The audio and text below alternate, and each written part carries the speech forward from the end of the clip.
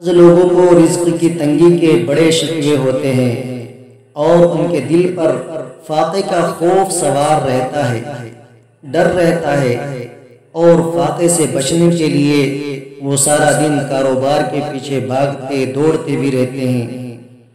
تو سنیے، ابو نعیم کی روایت ہے، ابن ابی شیبہ نے بھی اس کو لکھا کہ نبی علیہ السلام نے ارشاد فرمایا، جو شخص اس دعا کو پڑھے گا اللہ رب العزت اس سے 70 مصیبتیں دور فرما دیں گے، جن میں سب سے چھوٹی مصیبت اس کا فاقہ ہوگا، جن میں سب سے چھوٹی مصیبت اس کا فاقہ ہوگا، یعنی تنگدستی ہوگی، رزق کی کمی ہوگی۔ تو جو انسان اس دعا کو پڑھنے کا اہتمام کرے گا، اللہ تبارک و تعالی اس سے رزق کی تنگی کو دور فرما دیں گے۔ اور وہ فقرہ یعنی وہ دعا کیا ہے؟ وہ ہے لا حول ولا قوة الا باللہ، لا ملجأ ولا منجأ من اللہ الا الیہ۔ اس کو آپ حضرات اسکرین پر بھی ملاحظہ کیجئے اور اس کو دیکھ کر یاد کر لیجئے، اپنی زندگی کا معمول بنا لیجئے، روزانہ اس دعا کو پڑھیے، اللہ رب العزت اس کی برکت سے، فاقے سے اور دوسری مصیبتوں سے چھٹکارا عطا فرمائیں گے۔ اللہ کے رسول علیہ السلام نے ارشاد فرمایا ہے کہ اس کو پڑھنے سے اللہ تبارک و تعالی 70 مصیبتیں دور کریں گے، اور ان نے بتلایا کہ سب سے چھوٹی مصیبت فقر و فاقہ ہوگا، تو جو اور مصیبتیں ہوں گی ظاہر ہے کہ وہ اس سے کہیں زیادہ بڑی ہوں گی۔ تو مصیبتوں سے بچنے کے لیے یہ نہایت آسان عمل ہے، اس دعا کو روزانہ کے طور پر پڑھنے کا معمول بنا لیجئے۔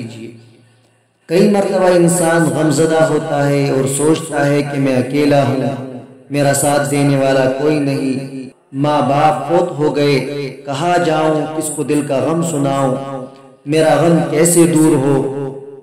تو سنیے، نبی علیہ السلام نے ارشاد فرمایا، کنز العمال کی روایت ہے کہ اگر قرآن پاک کی ایک آیت کو 3 مرتبہ یقین کے ساتھ پڑھ لے، اللہ رب العزت غمزدہ دل کو تسلی فرما دیتے ہیں۔ اور وہ آیت ہے، لا الہ الا انت سبحانک انی کنت من الظالمین۔